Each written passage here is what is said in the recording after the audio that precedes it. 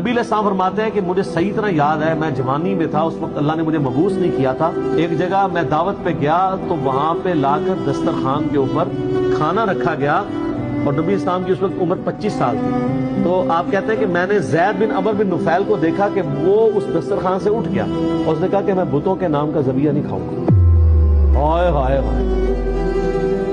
آپ فرمائے پوری امت بن کے اٹھے گا وہ، اور وہ کعبے کے ساتھ لپٹ کے کہا کرتے تھے اللہ میں صرف تجھے پوجنا چاہتا ہوں، لیکن وقت کے پیغمبر کی کوئی تعلیم ان تک نہیں پہنچی۔ مواحد تھے، وہ یہ مانتے تھے بت پرستی حرام ہے، پیغمبر کی دعوت دی تھی، اسلام آنے سے پہلے دنیا سے چلے گئے۔ لیکن آپ دیکھیں امام بخاری میں رضی اللہ عنہ صحابی نہیں ہے، لیکن بیٹا تو صحابی نکلا نا۔ سلیم الفطرت لوگ کیسے ہوتے ہیں؟ ان کا بیٹا ہے سعید ابن زید،